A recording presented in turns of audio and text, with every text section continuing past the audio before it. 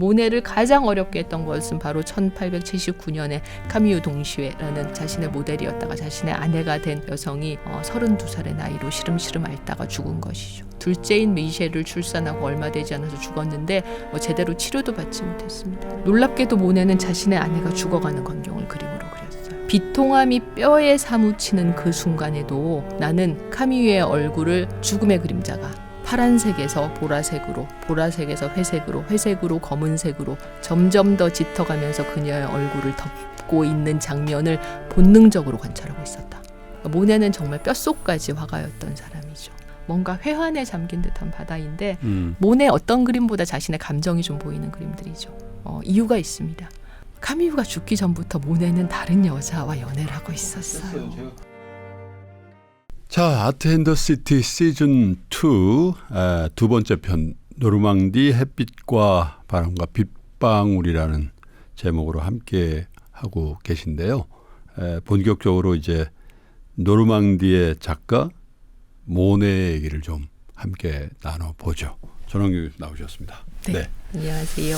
모네 그러면 그냥 우리가 알기로는 파리에 그림이 그려져 있으니까 예를 들면 오르쉐 미술관이나 뭐 이런 데 있으니까 뭐 파리의 작가지 이렇게 생각을 많이 하잖아요. 근데 모네가 주로 노르망디에서 그림을 많이 그렸나 봐요. 네, 고향인 노르망디입니다. 사실 이 노르망디를 그리워하고 뭔가 노르망디를 자신의 창작의 산실로, 영감의 산실로 생각했던 예술가들은 상당히 많아요. 읽어보신 분들이 요즘은 사실 세계 문학 그렇게 많이 안 읽으셔서 거의 제가 세계 문학을 읽은 마지막 세대라고 저는 좀 생각하는데 제가 그 모파상의 여자의 일생을 중3 때 읽었었거든요. 그런데 너무 일찍 읽으신 거 아니세요? 네. 그런데 그때가 이제 뭔가 좀 감수성이 예민했던 때라서 지금도 좀 기억이 납니다. 맞아요. 거기서 그 잔느라는 주인공 여성이 어느 날 불현듯 바다가 보고 싶어 라고 생각을 하면서 바다에 대한 향수에 잠기는 부분이 나오는데 그 바다가 노르망디의 바다입니다. 왜냐하면 그 기드 모파상 그 작가가 이 에트르타에서 실제로 작업 활동을 했고 이 에트르타에서 모네를 실제로 만나기도 했어요. 그러니까 모파상이 생각하는 잔느라는 여주인공을 통해서 그리워하는 바다는 노르망디의 바다였습니다. 노르망디가 왜 그렇게 많은 예술가들의 어떤 그리움의 대상이 되었나? 일단 파리에서 멀지 않으면서 농촌과 어촌이 있는 곳이었기 때문입니다. 지금 보여드리는 영국 화가인 알프레드 로리 그린 이 만다라메트리의 초상이라는 그림에서도 일을 하는 만다라는 농가의 여성이 등장하는데 여기서 이제 아침에 그 젖소에서 우유를 짜서 한 손으로 너끈하게 드는, 말하자면 오래된 전통적인 농가가 있고 파리에서 멀지 않으면서 자연을 금방 볼 수 있는 곳이 노르망디였습니다. 그래서 뭐 카유보트라던가 르누아르라던가 많은 화가들이 노르망디의 어촌이나 노르망디의 바다를 그렸어요. 지금 이 르누아르는 사실 르누아르는 친구인 모네처럼 자연을 즐겨 그렸던 화가가 아닌데 이 노르망디를 그린 르누아르의 그림만 봐도 여기가 진짜로 날씨의 변화가 굉장히 작고 차가운 파도가 치는 곳이로구나 라는 느낌이 좀 옵니다. 그러나 사실 르누아르는 아까 말씀드린 것처럼 자연에 그렇게 크게 매력을 느낀 화가가 아니었기 때문에 르누아르보다는 차라리 쿠르베가 그린 쿠르베도 그렸군요. 에트르타의 절벽 요런 그림 요런 그림들이 오히려 이 노르망디의 느낌을 잘 살리고 있는 느낌이죠. 이 쿠르베는 우리가 보통 사실주의, 자연주의라고 이야기를 하는 그 화가라서 그림의 디테일이 상당히 세밀하게 살아 있습니다. 그리고 저희가 첫 번째 시간에 잠깐 봤던 모네가 그린 에트르타의 절벽보다 훨씬 더 사진에 가까운 그런 사실적인 그림이죠. 디테일이 다 살아있죠. 그렇지만 이 하늘의 표현, 지금 막 하늘에서 구름이 막 물러가면서 맑은 하늘이 이렇게 서서히 모습을 드러내고 있는 이 장면이나 아니면은 여기 이렇게 폭풍이 지나간 후에 조금 더 살짝 가라앉아 있는 이런 에트르타의 표현을 보면 저 두 그림이 같은 이렇게 그 풍경인데 전혀 분위기가 다르고 그렇죠. 어떻게 보면 영화로 표현하면 첫 번째 그 화창한 영화는 이제 뭔가 해피엔딩을 보여준다면 저건 약간 이제부터 약간 네. 그런 정서가 드는 그런 굉장히 대비되는 그림 두 편이네요. 같은 그렇죠. 장면인데. 예. 인상파의 등장을 사실 이 그림이 조금은 예고하고 예고하는군요. 있다고 생각합니다. 예. 아까 말씀하신 것처럼 완전히 다르게 보이잖아요. 예. 정말로 같은 구도인데 예. 심지어 배 여기 오른쪽 그러니까요. 하단의 배까지도 동일하게 그리지 않습니까? 네. 그러나 두 장면은 완전히 다르고 예. 정서도 분위기도 다릅니다. 전혀 다르네요. 예. 여기서 이제 인상파는 시시각각 변화하는 햇빛과 대기를 화가의 주관적인 감각으로 포착해서 그것을 캔버스에 옮기는 것이 인상파의 강령인데 쿠르베는 인상파에 소속되지 않은, 그러니까 인상파로 분류되지 않은 화가이지만 이미 그의 그림에서 인상파라는 강력한 유파가 등장할 것이다 라는 일종의 예고편과 같은 예. 그런 느낌이 좀 들죠. 예. 쿠르베 이렇게 생겼거든요. 예. 자화상입니다. 예. 그런데 예. 잘생긴 것 범상치 같기도 않군요. 하고, 예, 일단 자화상으로 이런 포즈를 그렸다라는 것 자체가 자기에 대한 맹렬한 자기애라고 할까요? 그리고 자기를 세상에 드러내 보이고 싶은 강한 욕구를 가진 사람이었고, 뭔가 그런 예를 들면 자기가 새로운 그림을 그리면 그 그림에 대한 보도 자료를 써서 돌리는 그러는 성격이었다고 하니 그런 강한 자기애를 우리가 좀 읽을 수 있습니다. 어찌 보면 이 자화상이 쿠르베의 종말을 좀 예언하는 것 같기도 해요. 왜냐하면 쿠르베는 화가로도 뛰어났고 화가로 이제 자신의 어떤 새로운 사실주의 또는 자연주의 화풍을 개척하면서 여러 그런 악명도 높았고 아무튼 늘 그 화제의 중심에 있는 인물이었지만 결정적으로 그는 현실 정치에 참여했던 인물이거든요. 네, 맞아요. 예, 1870년에 파리 꼬민이 파리를 이제 점거했을 때 그 파리 꼬민의 예술가 연맹의 대장이었던 인물입니다. 이때 이 파리 꼬민에서 했던 어떤 행동 중에 하나가 방돔 광장에 서 있는 쇼팽이 1849년 방돔 광장 2층에 있는 자기의 셋집에서 죽었는데 아무튼 이 방돔 광장에 서 있는 나폴레옹 긴 기둥에 있는 나폴레옹상을 쓰러뜨렸어요. 하지만 결국 파리 꼬민은 진압됐고 이 프랑스 제3공화국 정부가 이 방돔 광장 나폴레옹 석상의 동상 파괴에 가담했던 인물들 중에 쿠르베를 주모자로 지적합니다. 그래서 쿠르베는 결국 투옥됐고 전 재산을 뺏기고 스위스로 망명해서 다시 돌아오지 못하고 소원했던 프랑스 고향으로 돌아오지 못하고 세상을 떠나게 되는데 그런 자신의 몰락을 그림으로 그린 것이 지금 커다란 송어가 이 낚시 바늘을 물었죠. 그래서 피를 철철 흘리면서 아이고. 끌려가는 모습입니다. 피 줄기가 쭉 밑으로 내려와서 그러네. 이 밑에 왼쪽 하단에 여기에 쿠르베가 그렸다라는 그것도 서명을 빨간색으로. 핏빛으로 썼어요. 예. 아까 꾸르베 자기 자신의 그 자화상에도 아마 저 꾸르베라가 그린 그걸 빨간색으로. 눈동자가 좀 비슷하잖아요. 예.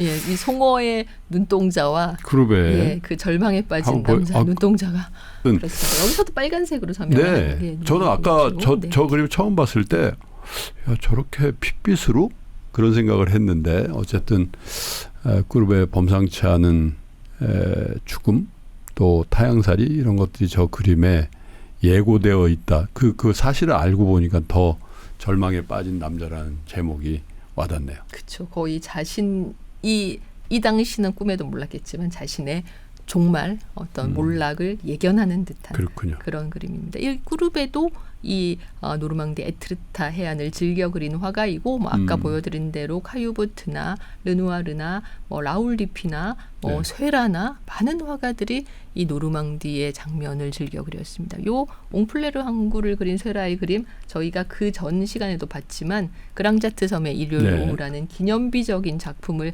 제작하면서 이 작품이 사실 상당히 큰 사이즈거든요. 예.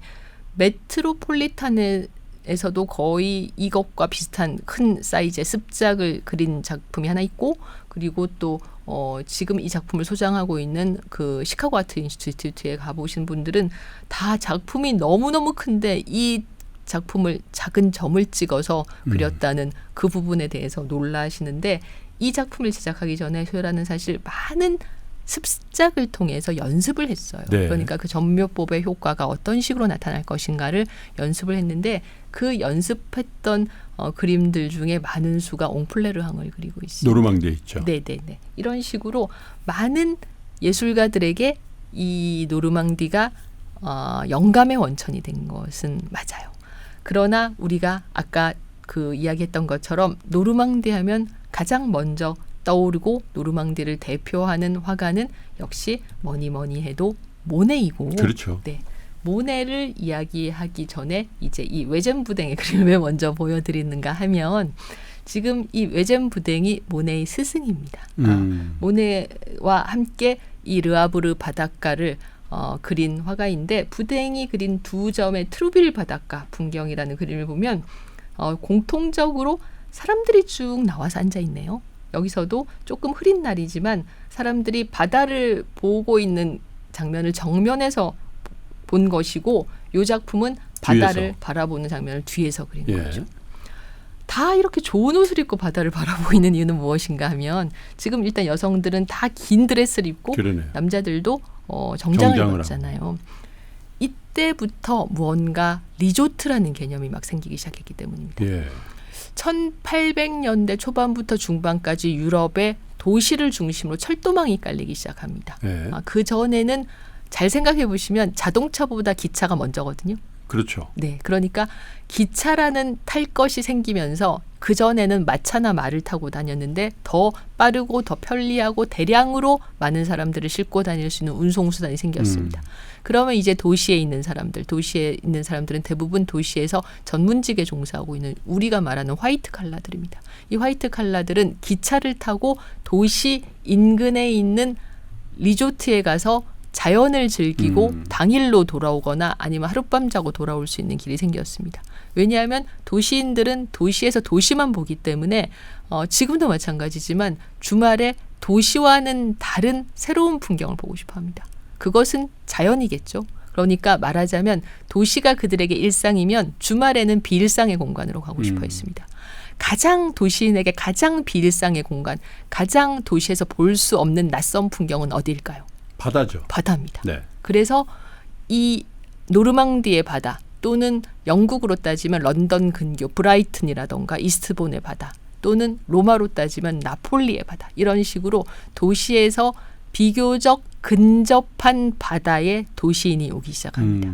그래서 리조트라는 새로운 개념이 생기게 되죠. 네. 지금 이 사람들이 이렇게 좋은 옷을 입고 있는 이유는 이 사람들이 기차를 타고 도시에서 당일치기로 왔기 때문입니다. 마차로 갔으면 아마 지쳐서 저 바다 볼 생각도 못했을 거예요. 그렇죠. 예. 그러니까 이제 바다에 사실 뭐 새로운 건 없죠. 그 당시에 수영을 하거나 뭐 그러지는 못했을 겁니다. 그러나 이렇게 요트가 떠가고 있는 바다의 모습을 보는 것만으로도 도시인에게는 확실히 어떤 활기와 리프레시를 느낄 수 있는 그런 방법이었고 그래서 도시인은 노르망디에 있는 작은 바닷가 마을들 아까 저희가 말했던 뭐 옹플레르라던가 투르빌이라던가 도빌이라던가 이런 곳을 찾아가기 시작합니다. 그 중에 하나가 이제 르아브르의 바다였고 그 르아브르에서 5살 때부터 살기 시작한 화가가 바로 우리의 모네군요. 예, 모네는 네. 1840년에 파리에서 태어났는데 네.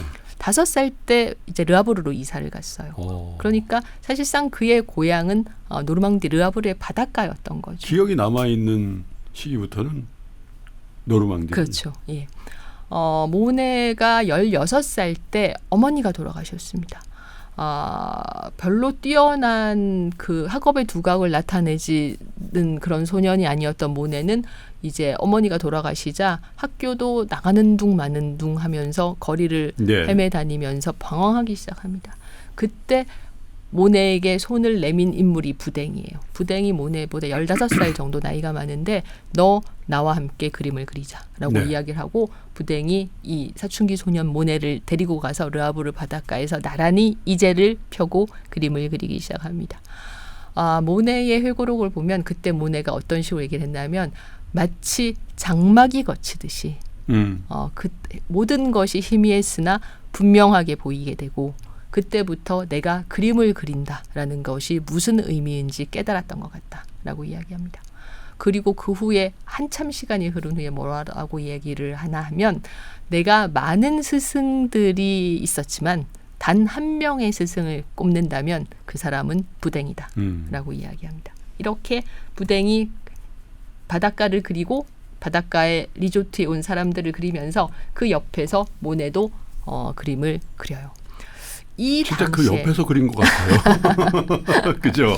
여기 지금 재미있는 게 뭔가 하면 여기에 이렇게 널빤지가 깔려 있잖아요. 예. 예, 그리고 널빤지를 깔린 위를 사람들이 지금 양산을 쓴 숙녀들이 걷고 있는 모습이 보이죠. 예. 이 널빤지가 이제 이 당시에 여성들은 다 긴 드레스를 입었기 그렇죠. 때문에 여기 바다의 모래에 이렇게 그 드레스 자락에 쓸리면 드레스 자락이 더러워질 것 아닙니까? 네. 그래서 이렇게 널빤지로 길을 깔아서 요즘 한국의 지자체에서도 저거 데크를 많이 만들어주죠. 그렇군요.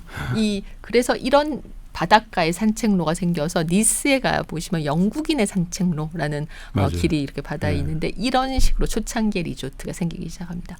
바깥에서 그림을 그린다는 것 자체가 좀 새로운 아이디어였을 거예요. 지금 이 모네가 그린 이 트루빌의 바닷가 산책로라는 그림을 이렇게 엑스레이로 찍어보면 밑그림에 섞여서 모래 알갱이들이 섞여 있습니다. 예. 바람이 불어서? 네네네. 그러니까 정말로 바깥에서 그린 그림인 것이죠. 예. 그러니까 말하자면 모네에게 최초의 원체험, 그림을 그리는 원체험은 바로 이 르아브르 바닷가 야외에서 있었던 겁니다. 모네는 19살 때 본격적으로 화가가 되기로 마음을 먹고 파리로 와서 샤를 글레르라는 화가의 화실에 들어가지만 여기서도 모네는 자기가 그려야 하는 것은 뭐 정물이나 역사화가 아니라 바다가 아닌가, 풍경이 아닌가라고 생각했던 것 같습니다. 당시에 많은 화가들이 자신들의 학생들에게 시킨 방법은 뭔가 하면 루브르에 가서 루브르에서 이렇게 거장들의 그림을 그리는 모사하는 것이었는데 모네는 글레르가 그렇게 루브르로 자신과 다른 동료들을 데리고 가면 거장들의 그림을 그리지 않고 루브르의 테라스로 나가서 파리 풍경을 그렸다고 해요. 네. 그만큼 모네에게서 풍경화라는 것은 굉장히 중요했습니다. 그 중에서도 중요했던 것은 바다죠. 1840년생이니까 1867년이면 이제 20대 중반에서 후반이 되는 나이인데 이 생타드레스의 정원 또는 생타드레스의 테라스라고 불리는 테라스가 더 맞는 그 제목일 수도 있겠어요. 이렇게 테라스가 있지 않습니까? 네. 요 그림이 어찌 보면 모네의 출사표 같은 그림입니다. 여기 지금 바다가 있고 부댕에게 배운 것이죠. 지금 바다가 있고 환하게 지금 날이 개어 있고 바닷바람에 깃발들이 펄럭이고 있고 바다에서 그 내리쬐는 강한 햇빛이 지금 그늘을 아주 강렬한 그늘을 만들고 네. 있고 여기 남녀가 앉아 있는데 모자를 쓰고 여성은 파라솔을 들고 그야말로 도시인의 중산층의 모습을 여기 오른쪽에 앉아 있는 나이든 신사가 모네의 아버지가 모델이었답니다. 이런 그림을 그리면서 그리고 또 하나 여기서 중요한 것은 모네 본인은 못 느꼈겠지만 여기 꽃이 그려져 있잖아요. 네. 정원과 꽃이 그려져 있는데 정원과 꽃 역시 모네가 물과 함께 거의 평생을 그렸던 그렇죠. 중요한 그런 주제였습니다. 이렇게 해서 모네의 주제는 물, 특히 자신의 고향 바다가 되기 시작합니다. 모네가 이 샤를 글레르 화실에서 자기의 평생의 동료가 된 르누아르를 만나요. 그래서 두 사람은 굉장히 친하게 지내고 한때 같이 살기도 했는데 센강에 있는 라그르누이에라는 유원지를 두 화가가 나란히 가서 그림으로 그렸습니다. 이게 모네가 그린 라그르누이에이고 그리고 이게 르누아르가 그린 라그르누이에인데 다르네요. 네. 어느 화가가 더 앞에 서 있었나요? 르누아르가 더 앞쪽으로 다가갔죠. 왜냐하면 지금 르누아르의 그림에서는 물결이 거의 안 그려졌고 사람이 더 크게 그려졌잖아요. 그러네요. 모네의 그림에서는 물결이 더 많이 그려졌고 사람이 더 작게 그려졌습니다. 네. 그러니까 두 화가 나란히 가서 라그르누이를 그리려고 이제를 세웠는데 르누아르가 앞에 세웠고 모네가 뒤에 세운 겁니다. 그러네요. 이게 사실 두 사람의 중요한 차이를 보여주는 점이에요. 두 사람 다 이 당시에 이제 20대였는데 예. 르누아르에게는 뭐가 궁금했냐면 사람이 궁금했던 겁니다. 사람이라는 주제. 어찌 보면 르누아르는 자기보다 훨씬 더 리더십이 강한 모네가 같이 나가자. 라그르누이에 그릴 건데 너 같이 나가자 해서 그냥 따라 나간 것일 수도 있어요. 왜냐하면 르누아르가 훗날 그런 말을 했습니다. 나는 모네가 없었으면 몇 번이고 포기했을 것이다. 모네는 투사적인 기질이 있어서 내가 쓰러질 때마다 나를 잡고 일으켜 세워주었다라고 얘기했습니다. 그러니까 한마디로 르누아르는 자기가 혼자 있었으면 인상파에 가담해서 그렇게 엄청난 혹평을 받았을 때 그냥 다 포기하고 전통적인 방식으로 갔을 것이다 라고 이야기하는 거예요. 모네가 지금 그린 이 라그를 위해서 뭐가 중요한가 하면 모네는 이 그림에서 뭘 그리고 싶었냐면 물결을 그리고 싶었어요. 사람은 중요치 않았어요. 사람은 중요치 않았어요. 네. 사람은 그냥 몇 번의 붓터치로 그렸잖아요. 여기서 물결에 모네가 생각한 가장 중요한 강령은 인상파의 강령이기도 했는데 시시각각 변화하는 햇빛과 대기를 화가 개인의 주관으로 포착해서 그것을 화면에 옮긴다. 거기서 가장 햇빛을 받으면서 끊임없이 계속 움직이고 있는 존재는 물결입니다. 물결이죠. 물이라는 것은 정지하지 않죠. 그런데 정지하지 않고 계속 움직이면서 빛을 받는 물결을 마치 그 모습처럼 일렁이는 것처럼 화폭에 옮긴다는 것은 굉장히 어려운 도전입니다. 그 도전을 가능하도록 하기 위해서 모네는 여러 가지를 연구했는데 지금 이 라그누이에라는 작품에서 갈색, 진한 갈색, 하얀색, 그다음에 파란색 등을 섞어서 짧게 붓터치를 끊어서 것 같아. 연달아서. 일렁이고 있어요. 네. 지금. 그래서 가까이 가서 보면 이 그림의 물결은 여러 붓터치의 연속으로 보이지만 멀리 떨어져서 보면 일렁이기 시작합니다. 이것을 모네가 깨달은 것이죠. 재미있는 건 뭔가 하면 이제 1880년대 중반에 두 사람이 어느 정도 명성을 얻었을 때 두 사람이 같이 이탈리아 여행을 가거든요. 네. 스케치 여행을 가거든요. 그리고 돌아왔어요. 그 후에 모네가 다시 스케치 여행을 이탈리아로 갑니다. 그때 자신의 화상인 듀랑 리엘에게 나 이탈리아 또 가는데 르누아르한테 나 간다는 얘기하지 마. 몰래 갈 거니까 간다는 얘기하지 마라고 이야기를 하기로 했어요. 두 사람은 일생 동안 절친이었지만 사실 그림을 보는 시각은 좀 달랐던 노선이 달랐던 거죠. 그렇죠. 네. 그래서 모네가 드디어 유명한 해돋이 인상을 그림으로써 유명한 그림이죠. 인상파의 시작을 알렸죠. 저희가 지난 파리 카페 시간에도 이야기했지만 네. 인상이라는 제목은 모네 본인이 붙인 겁니다.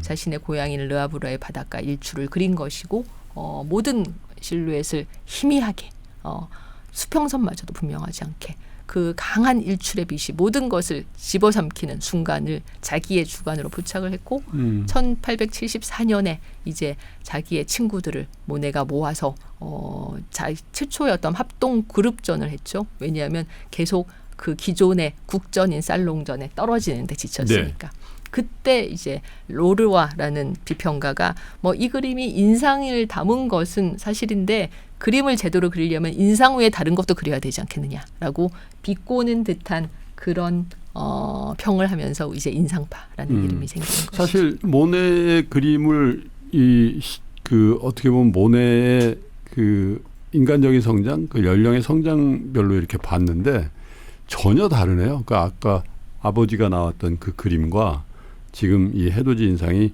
공통적으로 바다를 그렸는데 저게 한 사람이 그린 게 맞나 할 정도의 큰 변화가 있군요. 조금 있으면 더 큰 변화가 생깁니다. 네. 이 모네는 이제 이런 그림을 그리면서 계속 자기가 그려야 할 것은 물이라고 판단을 했기 때문에 이 보트 스튜디오가 되게 재미있는 사연인데 센강에서 계속 그림을 그리고 싶은데 비바람이 치지 않습니까? 네. 나중에 이제 노르망디의 바다를 그릴 때는 이젤을 바닷가의 바위에 묶었어요. 노끈으로 묶어서 흔들리지 않게 하고 그림을 그렸는데 센강에서 그림을 그릴 때는 보트를 하나 사서 그 위에 닷집을 올려서 비바람이 칠 때도 그림을 그릴 수 있게 이렇게 고정을 해서 그리기도 했거든요. 그림은 팔리지 않았고 이 당시에 이제 모네가 자신의 8살 위의 선배인 마네에게 이런 편지를 씁니다. 미래를 굳게 믿고 있지만 지금 이 현재를 힘들다. 견디기가 너무 어렵습니다. 또 돈 빌려줬죠. 그러니까 부자잖아요. 빌려줬다기보다는 그냥 안 받고 줬죠. 네. 그런 식으로 이제 그 어려웠던 시기를 모네가 거치게 돼요. 이 1868년에는 르아브르의 바닷가에 몸을 던져서 자살을 기도한 적도 있었습니다. 그래요? 네, 너무 그림이 안 팔리고 절망적이니까. 그런데 또 바로 어부들이 건져주는 바람에 살아났다. 고향 사람이니까. 이야기도 있습니다. 아무튼 투사적인 기질이 있어서 몇 번이고 쓰러지는 나를 잡아 일으켜 주었다라는 르누아르의 말처럼 정말 모네는 자신의 투사적인 기질로 계속 자신을 믿으면서 버텼지만 그 버티는 시기는 상당히 길었습니다. 모네를 가장 어렵게 했던 것은 바로 1879년에 자신의 첫 아내가 카미유 동시회라는 자신보다 7살 아래이고 처음에 자신의 모델이었다가 자신의 아내가 된 여성이 32살의 나이로 시름시름 앓다가 죽은 것이죠. 둘째인 미셸을 출산하고 얼마 되지 않아서 죽었는데 뭐 제대로 치료도 받지 못했습니다. 놀랍게도 모네는 자신의 아내가 죽어가는 광경을 그림으로 그렸어요. 이 부분에 대해서 모네가 자신의 친구인 드벨리오에게 편지로 설명을 했는데 뭐라고 썼나 하면 비통함이 뼈에 사무치는 그 순간에도 나는 카미유의 얼굴을 죽음의 그림자가 파란색에서 보라색으로, 보라색에서 회색으로, 회색으로 검은색으로 점점 더 짙어가면서 그녀의 얼굴을 덮고 있는 장면을 본능적으로 관찰하고 있었다라고 이야기합니다. 모네는 정말 뼛속까지 화가였던 사람이죠. 사실 그런 상황을 제가 감히 상상을 해볼 수도 없지만 죽음의 그림자가 점점 짙어지면서 자신의 아내의 얼굴을 덮고 있는 그 장면을 보면서 색채의 변화를 관찰한다라는 것이 얼마나 무서운 이야기입니까? 이 편지로 드벨리오라는 친구에게 이 편지로 자신의 심정을 설명하면서 모네는 뭐라고 얘기했냐면 어디 전당포에 카미유의 유일한 그 보석이었던 목걸이가 저당 잡혀 있는데 이걸 좀 나 대신 찾아달라. 왜냐하면 본인에겐 돈이 없으니까. 카미유가 가지고 있던 유일한 보석이어서 그녀가 가는데 이 목걸이를 걸어주고 싶다라고 이야기를 했습니다. 그러니까 정말로 가난했던 것이죠. 예. 그런데 여기서 너무 마음이 아파라고 이제 생각을 하실 것 같은데 이 카미유의 모습을 그린 많은 그림이 있는데 이 그림이 저는 특히 좀 그녀의 어떤 슬픈 운명을 보여주는 것 같은 그림이라서 가슴에 남아요. 예. 겨울인데 집 안에 있던 모네가 빨간 케이프를 쓰고 외출하는 카미유를 바라보고 있는 겁니다. 그런데 집 안에서 자신을 바라보는 남편의 눈길을 느끼고 카미유가 이렇게 돌아보고 있는 장면이거든요. 이 당시에 카미유는 건강했는데 왠지 이 그림에서 카미유는 슬퍼 보이죠. 그녀의 어떤 슬픈 운명이 느껴지는 것 같은 그림입니다. 이렇게 해서 모네는 두 아들과 함께 남겨집니다. 이 두 아들을 키우면서 모네는 많은 괴로움을 겪었다라는 것을 또 안타깝게도 그림이 보여줘요. 자, 다발항구의 파도. 여기서 이제 우리가 봤던 노르망디 바다인데 에트르타의 바다인데 그 전에 바다보다 왠지 차갑고 슬퍼 보이고 바람도 거세고 파도도 거세게 치고 있습니다. 그리고 뭐 이런 그림. 여기서도 역시 비바람 속에서 차가운 파도가 사정없이 밀려오고 있죠. 여기서 화가가 그림을 그린 시점은 여기 절벽 바로 이 절벽 밑에 해안가에 이제를 세우고 그린 겁니다. 이렇게 해안가에 이제를 세우고 그림을 그려서 밀물이 계속 들어오는데 계속 그림을 그리다가 결국 캔버스가 떠내려간 적도 있어요. 예. 그래서 간신히 목숨만 건진 적도 있었습니다. 아니면은 이런 바다. 뭔가 회한에 잠긴 듯한 바다인데 이 모네 어떤 그림보다 자신의 감정이 좀 보이는 그림들이죠. 이유가 있습니다. 카미유가 죽기 전부터 모네는 다른 여자와 연애를 하고 그럴 것 같았어요. 제가 그 말씀을 하실 것 같더라고. 해돋이 인상이라는 그림을 에르네스트 오슈데라는 사업가가 800프랑에 사줬습니다. 그 당시에 모네의 그림이 뭐 팔려봤자 400프랑, 600프랑 정도에 팔리고 있었는데 당시 모네 그림의 2배에 가까운 가격을 주고 산 거예요. 에르네스트 오슈데는 이제 모네의 후원자가 되기를 자처합니다. 그래서 내 아내인 알리스 오슈데가 이렇게 그 자신의 집에서 물려받은 집이 하나 있는데 그 집에 실내 장식을 좀 해달라고 모네를 1876년에 초청합니다. 그 집을 꾸미려고 알리스와 모네가 자주 만나게 되고 1877년에 알리스가 6번째 아이는 장피레르 오슈데라는 아들을 출산하는데 그 아들이 모네를 많이 닮았답니다. 이런. 그 장피에르 오슈데가 마지막에 자기가 나이가 들어서 쓴 회고록에 그 말이 나와요. 자기의 모습이 모네를 많이 닮았다고. 그 아내가 죽기 전이군요. 그렇죠. 네. 그리고 오슈데의 사업이 망했습니다. 오슈데가 집을 나갔어요. 알리스 오슈데는 6명의 아이를 키우고 있었습니다. 모네에게는 2 아들이 있죠. 2 사람은 살림을 합쳐요. 그래서 베테유라는 마을에서 살게 되는데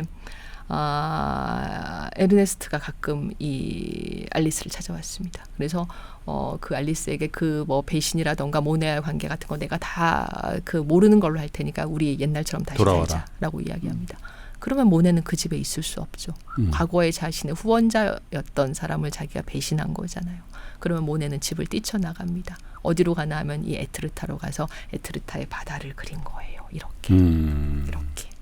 결국 두 사람은 결혼을 해요. 예, 결국 두 사람은 결혼을 합니다. 그리고 이제 에르네스트가 죽은 후에 결혼을 합니다. 그리고 두 사람은 뭐 알리스가 1919년에 사망할 때까지 100년 회로하는데 이 모네가 거의 똑같은 구도의 그림을 두 장을 그렸어요. 왼쪽에 있는 그림이 1875년에 그린 파라솔을 든 자신의 아내 카미유를 그린 그림이고 오른쪽 그림은 1886년에 알리스 오슈드와 함께 살 때 알리스의 딸들이 있었습니다. 그 딸들을 모네가 모델 삼아서 그림을 많이 그렸어요. 예를 들면 이제 이런 그림에서도 이 그림에 등장하는 3명의 여성이 모두 알리스의 딸들, 그러니까 모네의 의붓딸들입니다. 근데 두 작품이 거의 구도가 비슷하잖아요. 그러네요. 예.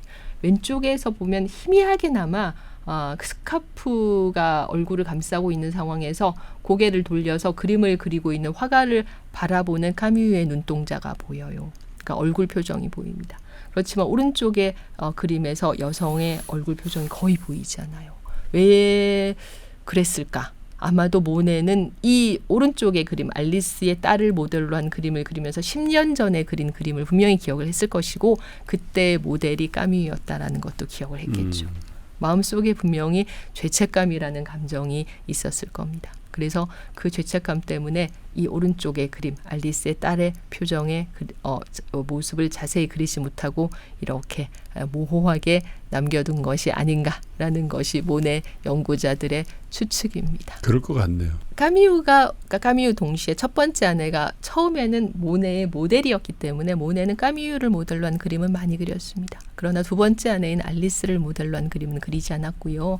주로 이제 알리스의 딸들을 모델로 한 그림을 그렸는데 요 딸들 중에 맨 오른쪽에 있는 딸이 까뮤의 알리스의 둘째 딸인 블랑슈입니다. 이 블랑슈가 나중에 커서 모네의 큰아들인 장과 결혼을 해요.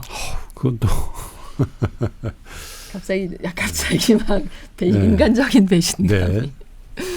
자, 이 그림이 그려진 곳이 지베르니인데 오랜 무명 생활과 고통 끝에 모네의 그림은 서서히 팔리기 시작합니다. 그때 이제 모네는 자신이 원래 자신은 이제 시골 사람이니까 파리에서 더 이상 살지 않겠다라고 판단을 하고 파리 인근의 시골 마을 지베르니를 찾아가게 됩니다. 저건 이제 그 노르망디를 벗어난 다시 이제 파리 근처로 간 거군요. 네. 그래서 지베르니에서 이제 모네는 뭘 그리기 시작하냐면 연작을 그리기 시작합니다. 예. 왜 이 연작이 모네에서 중요하면 저는 제 개인적으로 모네를 어떻게 나누냐면 인상파를 수립하던 시기 1기가 있고 연작 시기 2기가 있고 수련 시기 3기가 있다고 생각합니다. 이 연작 시기가 대개 1891년 이 노적가리를 그리기 시작하셨던 시기부터 10년 정도 가는데 왜 이 연작을 그렸냐면 세 가지 이유가 있었습니다. 하나는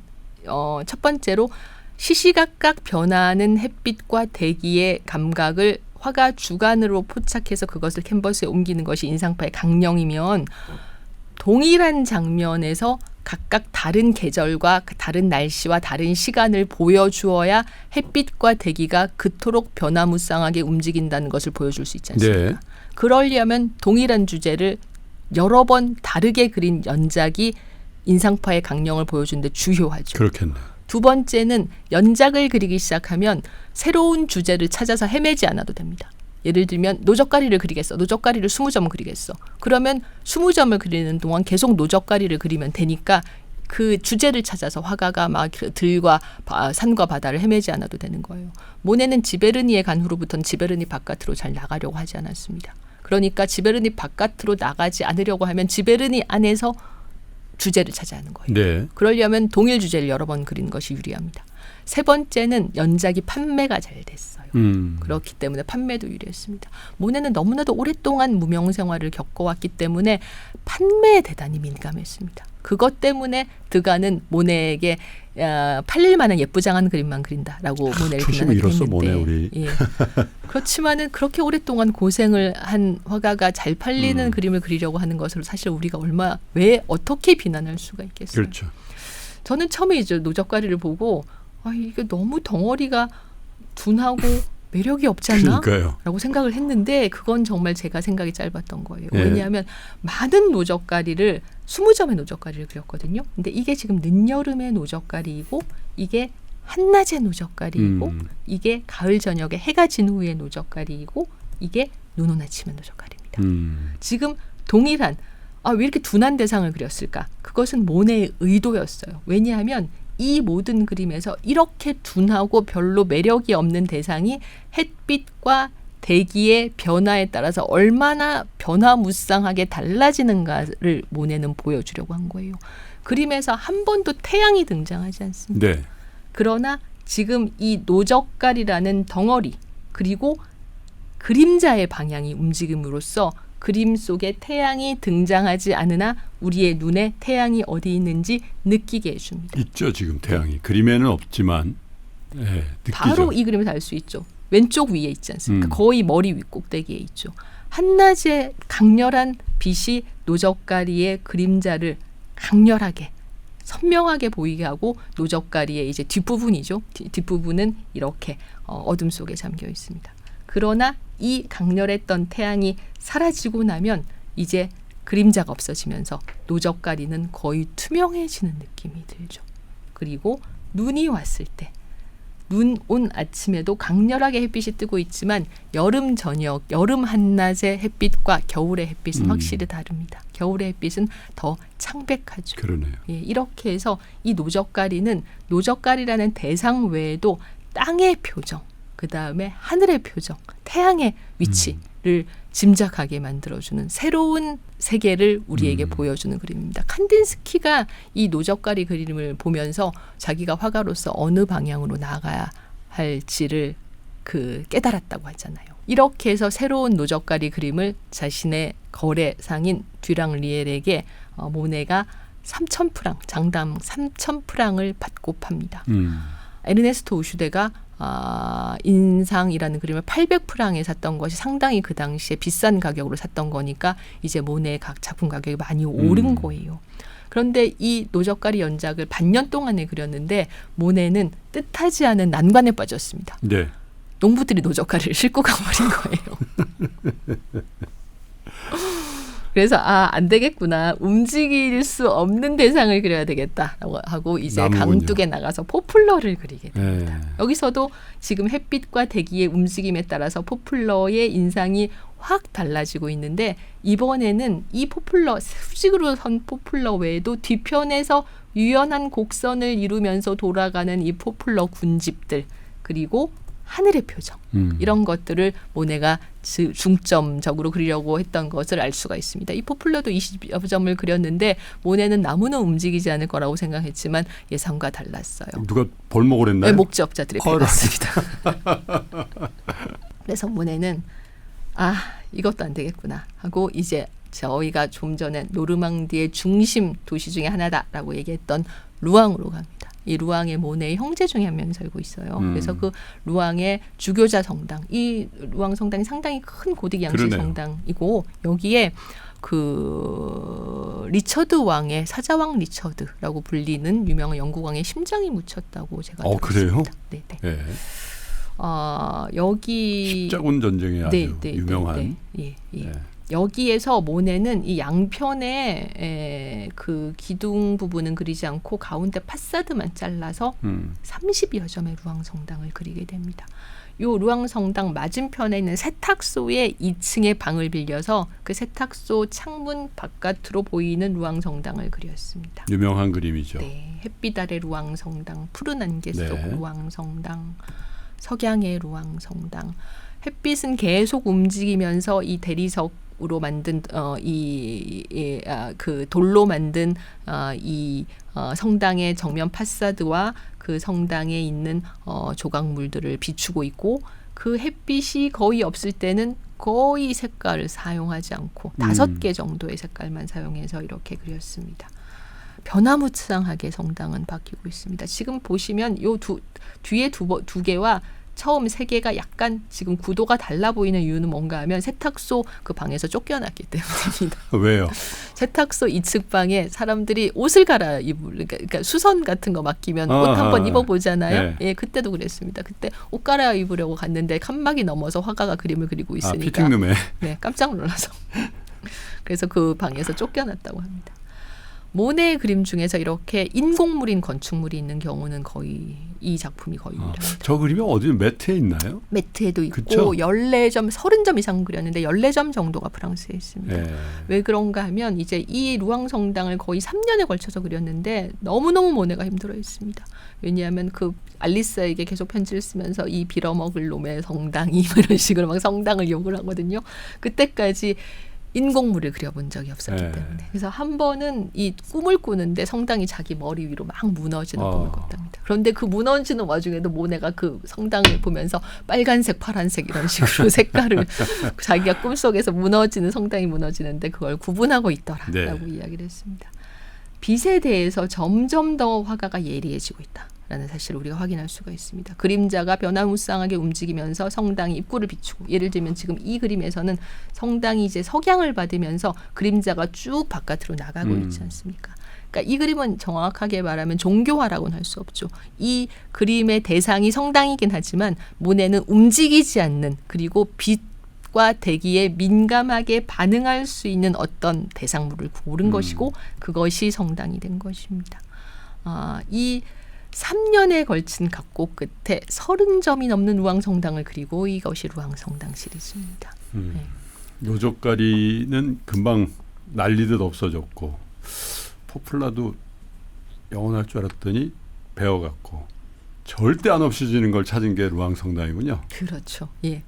이 루앙성당에 대해서 이제 작가이기도 하고 훗날 프랑스의 총리가 된 클레망소가 대성당의 혁명이라는 사설을 써서 극찬을 합니다. 사물을 보는 새로운 시각의 해안을 모네가 우리에게 제안하고 있다라고 이야기를 했고 모네는 듀앙리알에게 이 그림을 장당 15,000프랑을 달라고 해요. 예. 듀앙리알은 당황합니다. 지금 그 전에 포플러가 장당 4,000프랑이었는데. 도대체 몇 배로 올리는 거니 이거.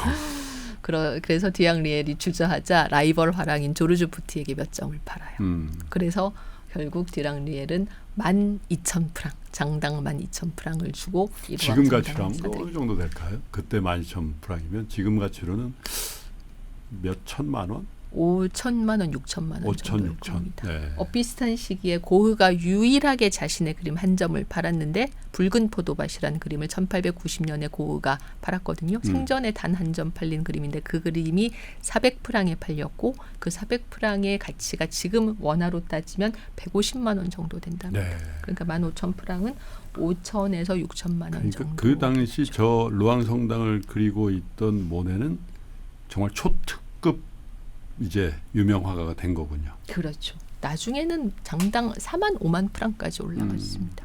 그러니까 모네는 인상파의 많은 화가들 중에서 예를 들면 마네도 51살에 사망할 때까지 호평보다 악평이 더 높았고 시슬레 같은 화가도 거의 무일푼으로 죽었지만 모네와 르누아르는 오래 살아서 모네가 1926년, 르누아르가 1919년에 사망했고 두 사람이 다 사망하기 직전까지 그림을 그리고 있었습니다. 그래서 그 두 사람은 생전에 큰 영예를 얻었고 자신의 작품이 국립미술관에 들어가는 것도 그래서 그림이 많아요, 여러분.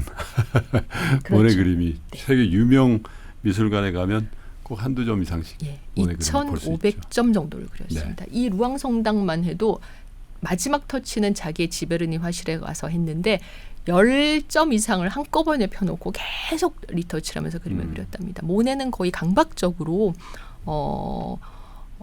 약간 워커홀릭적으로 그림을 그리는 화가였고 1926년에 86세로 사망할 때까지 그림을 그렸는데 거의 눈이 보이지 않는 중증의 백내장이었거든요.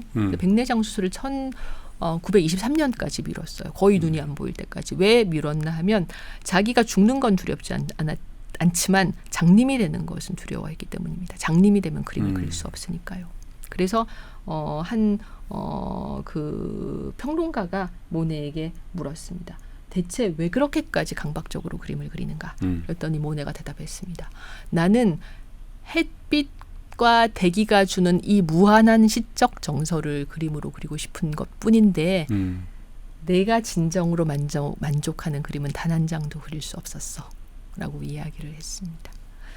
이렇게 해서 지베르니에서 모네는 이제 큰 명성을 얻고 지베르니 바깥으로 거의 나가지 않죠. 그리고 또 모네는 자신의 자신의 묘비명을 화가이며 정원사인 클로드 모네가 여기 잠들다라고 써달라고 할 정도로 이 정원을 가꾸는데 큰 애착을 가지고 있었습니다. 그것도 그림으로 많이 남겼죠. 네.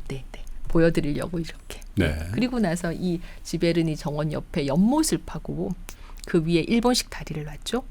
이 그림이 이제 1899년에 그려졌는데 이 그림을 그리면서 이제 모네의 새로운 우주는 노르망디의 바다에서 센강의 강물에서 지베르니의 연못이 됩니다. 가장 작은 그러네요. 주제, 네. 가장 작은 물이 이제 모네의 마지막 주제가 되었는데 이 가장 작은 물에서 모네는 우주를 발견하게 됩니다. 여기 이 연못과 다리 그림만 해도 여기 지금 위에 다리와 여기 버드나무와 숲이 그려져 있잖아요. 모네는 시선을 점점 더 낮추어서 이제는 오직 물만 그립니다.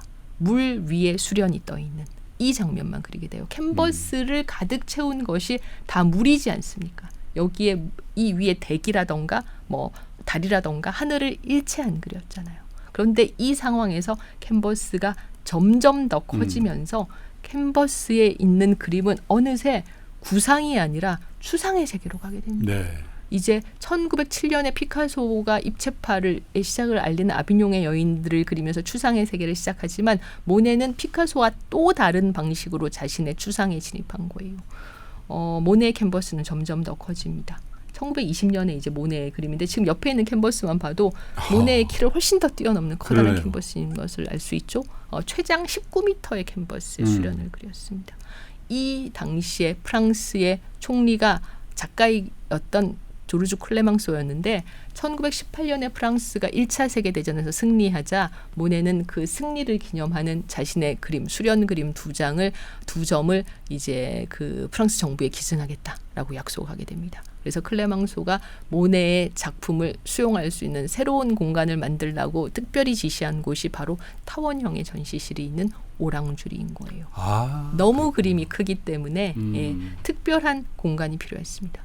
모네는 1926년까지 계속 그림을 그렸고 그 1926년에 이제 모네가 사망한 후에 8점의 수련 연작이 오랑주리로 옮겨지게 되는데 19m, 17m 크기의 대작입니다. 이게 오랑주리 미술관에 있는 수련 시리즈인데 어떤 느낌인가 하면 얼어붙은 교향곡 같은 느낌입니다. 네. 그림이 전체적으로 봤을 때도 정말 아름답고 그리고 이 전체적인 부분이 아니라 세부적인 부분을 봐도 아름다워요. 모네가 막 평생을 찾아 헤맸던 진정한 우주에 도달한 그런 장면들이라고 생각합니다. 사실 이 오랑주리 말고도 미국의 뉴욕에 있는 현대미술관 모마도 이 수련 대작을 가지고 있어요. 있거든요. 네. 근데 제가 작년 11월에 이 모마에 가서 그림 해설을 하는데 이 수련 방에 딱 들어갔는데 사실 미술관에서 해설하면 굉장히 마음이 급해요. 왜냐하면 한 점이라도 더 그림 해설을 해드려야 하는데 시간은 제한돼 있기 때문에 그래서 정말 제가 막 바쁘게 거의 물 한 모금도 마시지 못하고 막 계속 이야기를 하는데 수련방에 딱 들어가서 딱 입을 열었는데 목소리가 나오지 않았습니다. 왜요? 아무튼 목소리가 잘 안 나오더라고요. 뭐라고 이야기를 해야 될지. 그 그림이 압도되어서 목소리가 잘 나오지 않아서 그때 제가 11월에 뉴욕에 있었는데 저를 불러주셨으면 제가 좀 도와드릴 그래서 제가 뻔했는데. 좀 당황하다가 그때 제가 딱 내뱉은 말이 이것입니다. 지금 여러분은 얼어붙은 교양 앞에 서 계십니다. 라고 이야기했습니다. 정말로 감동적인 한 화가가 그렇구나. 평생을 찾아서 헤맸던 빛과 물의 무한한 서정을 자신의 눈에 보이는 우주의 감각을 우주와 세계의 감각을 그림으로 보여주고 싶을 뿐이다 라고 이야기했던 이 거장 화가의 마지막 어떤 고백의 메시지를 들을 수 있는 것이 수련입니다. 글쎄요. 우주라는 게 무한대의 공간을 우리가 상상하잖아요. 예. 우리가 살고 있는 지구는 정말 하나의 티끌 정도밖에 안 되는 그런 정도의 예측할 수 없을 정도, 이렇게 계량할 수 없을 정도의 그런 크기인데 굉장히 역설적이지만 그 우주가 저 모네라는 정말 당대 최거장에게는 자기 정원에 있는 인공, 그죠? 네. 연못에 가장 작은 그렇게 해석을 하고 또 그 그림들이 후대에 저렇게 우리 전홍균 교수님도 그렇고 많은 사람들에 의해서 모네의 우주는 여기라고 그렇게 선언되어진다는 게 참 예술가의 인생과 예술가가 남긴 그림을 우리가 후대 사람이 해석하고 보는 그런 어떤 절묘함이 있네요. 예술의 사실 항상 제가 하는 얘기지만 예술은 실제 생활에 별로 효용성이 없습니다. 그렇지만 실제 생활에 효용성이 없지만 때로는 우리를 구원해 준다고 생각합니다. 글쎄요. 여러분 뭐 대한민국이 사실 지금 여러분께 보여드리고 있는 저런 유명한 대작들, 명작들을 많이 갖고 있는 나라는 아니에요. 사실. 그런데 그럼에도 불구하고 우리 미술가들의 어떤 활동도 전하고는 완전히 다르잖아요. 그래서 국립현대미술관을 비롯해서 이런 미술관에 이번 주말에 이 연휴 기간에 열 겁니다. 아마 한번 가보시면 좋을 것 같아요. 여러분들의 지친 일상 그리고 관계에서 오는 너무 피곤한 마음들 그리고 상한 마음들이 어쩌면 뭐 막 명작을 읽고 또 그죠? 또 엄청 좋은 영화를 같이 보면서 느끼는 감동보다도 아까 우리 전 교수님이 모마에서 이 모네의 그림을 딱 봤을 때 말이 나오지 않는 정도의 압도되는 감정 같은 것들이 어쩌면 여러분 마음속에 막 이렇게 묶여 있던 것들 그리고 억눌렸던 있는 것들을 한꺼번에 턱 하고 내뱉게 할 수도 있지 않겠나 그런 생각이 드네요. 그 장면을 보고 싶네요. 네. 이 엄청 경험이 많으신 이 그림에 대한 해설을 하시는 전홍균 교수님이 말을 못 잃을 정도의 감동을 저도 같은 공간에서 좀 느껴보고 싶고 저희의 영상을 보시는 우리 구독자 여러분들도 그런 장소에 좀 초대하면 좋겠다라는 생각이 드네요. 한번 계획해 보면 안 될까요? 아유, 뭐 좋죠. 특히 뉴욕은 제가 좀 잘 읽잖아요. 제가 그림은 전홍균 교수님이 잘 이렇게 해주시고 뉴욕 도시에 대한 거는 제가 이렇게 좀 해서 듀오로 이렇게 여러분들과 함께 뉴욕을 이렇게 경험하고 또 좋은 그림을 보고 싶은 생각이 전에도 그런 생각을 많이 했는데 오늘 모네 노르망디 얘기를 하다가 뉴욕의 모네를 보고 싶다는 생각을 하게 되는 것 같습니다. 모네 얘기 그리고 노르망디에 대한 얘기는 이렇게 마무리를 할까요? 네. 다음 편은 어떤? 사실 저희가 이 아테네 시티를 하면서 독일 한 번도 안 갔는데 독일은 왠지 좋은 그림은 그렇게 많지 않을 듯한 그런 느낌적 느낌이 있죠. 예. 고성과 전설을 중심으로 독일의 이야기를 한번 해보면 어떨까. 특히 남부의 매력적인 도시인 뮌헨을 한번 가보면 어떨까라는 생각이 듭니다. 뮌헨이요. 네. 그 고성이 쫙 있는 그런 가도가 있죠. 그 하이델베르크도 있고 고성가도, 로맨틱가도 이런 데들이 있는데 그래요. 노르망디에서 여러분 정말 감동적인 예술과 그림의 세계에 빠져 계셨다면 이제 나라를 옮기겠습니다. 다음번에는 우리 세종사이버대학의 전홍균 교수님과 함께 뮌헨을 비롯한 독일의 남부로 모실 테니까 다음 편도 여러분 기대해 주시고 저는 독일에서 여러분 다시 뵙겠습니다. 교수님 고맙습니다. 네, 고맙습니다. 굉장히 익숙한 제품이 있습니다. 그래비티 샴푸. 저희 방송 보신 분들은 많이 보셨을 것 같은데. 교수님 안녕하세요. 그래 폴리팩토리의 그래비티는 샴푸인데 왜 테크 전시회에 나오셨나요? 저희 샴푸에도 기술력이 많이 담겨져 있고요. 테크 기업들하고 한번 해볼 만한 기술이다 이것도. 이제 감히 제가 한번 어떤 기술인가요?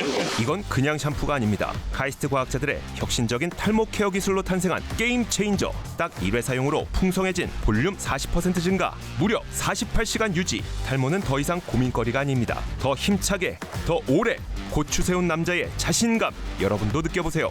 품절대랑 그래비티를 한정 수량 특가 판매 중. 고민하는 순간 품절됩니다. 구매는 3% 핫딜 영상 하단 참고.